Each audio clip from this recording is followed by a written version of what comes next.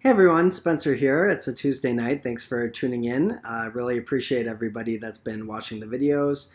And tonight we're going to do something a little bit different. I know I have looked at done some rereads and looked at some recent collections, things like Superman, Men of Tomorrow, and Dark Knight 3.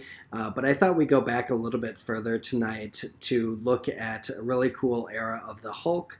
The early 90s. Peter David was just on fire on the character in this era.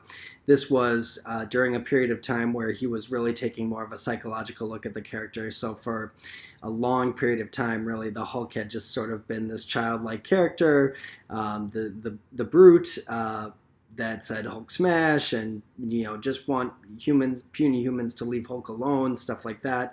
And those stories definitely had their charm, and there's some good stuff there. But after a while, I think it gets a little old. So Peter David did something really cool in terms of looking at the Hulk as an aspect of Bruce Banner's personality that he'd been denying, or maybe a few different aspects of Bruce Banner's personality that he'd been denying.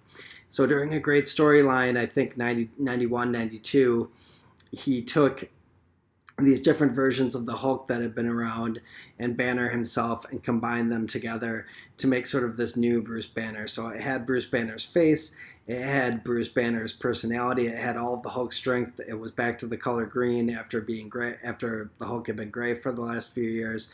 But it still had the Hulk's anger. And so really sort of looked at, maybe the different facets of the Hulk had been some of his childlike childhood rage given form, or some of his repressed emotions given form. And so in this new combination that he was, the merged Hulk, he had to make some peace with all of that and sort of look at himself a little bit in the mirror. So really, really good stuff by Peter David. And I was about 13, 14 when this came out. And before Hulk, I was really mostly just an X-Men reader. X-Men or any of the X titles, that was really what I was gravitating towards. But something about this Hulk story just right away really spoke to me. And so what we'll be looking at is just a short storyline from 93 and I think right into 94 called the Troyjan War. This was during a period of time where Hulk was working with some they were called the Pantheon, and essentially they were some figures from Greek myth, from Greek stories, Greek mythology, not necessarily the gods themselves, but he was part of this organization.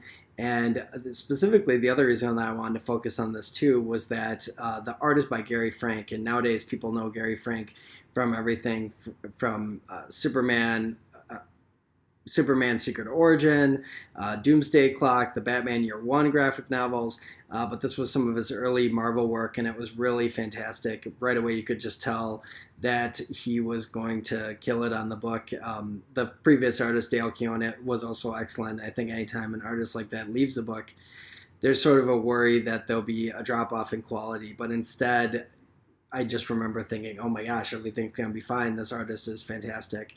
So I wanted to recommend this short 4-part story. It's called The Troyjan War. It starts with Incredible Hulk 413 and goes through 416. Let's see. Goes through 416. It's a very simple story. Basically, one of the Hulk's friends is captured in space.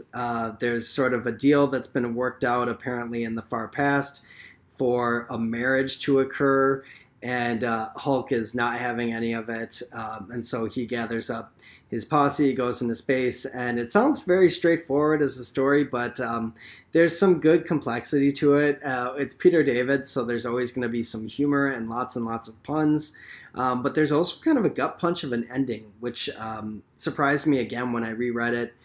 When I first read it, I was pretty surprised by the ending, and then when I reread it just the other day, kind of again took me by surprise, because up until that point, it's a fairly it's a fairly lighthearted story. I think one of the cool things about the issue is that there's some great guest stars in it. So here you get a sense from the cover You've got the Silver Surfer, you've got the Starjammers, so kind of pulling different parts of the Marvel universe. And Hulk in space is not something that happens a whole lot. Usually he's more of an Earth-based character. But there's really some great stuff in here.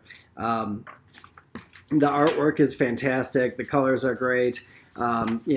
Silver Surfer gets some really cool moments. You can kind of get a sense there of his power, and even Hulk is a little surprised by how powerful the Silver Surfer is. So in addition to Hulk getting some really cool moments, some of the supporting characters getting some really cool moments, you see some of those Marvel stalwarts like Silver Surfer really shining. And in general, I think I could probably do a whole bunch of episodes on Peter David and his brilliance, but I would definitely recommend checking it out. You can probably find the back issues at Comic-Cons or on Marvel Unlimited, or you can look for some of the essential trades of the Peter David Hulk run, which really there are no weak spots in that. It's all really good. So thanks everybody for watching. If you've got any recommendations for other things maybe that I could feature from the 90s, 80s, other decades, leave comments. I would definitely be interested in checking that out. And if you're enjoying the videos, feel free to like and subscribe to the channel. I would definitely appreciate all the support. So thanks everybody. Have a great night.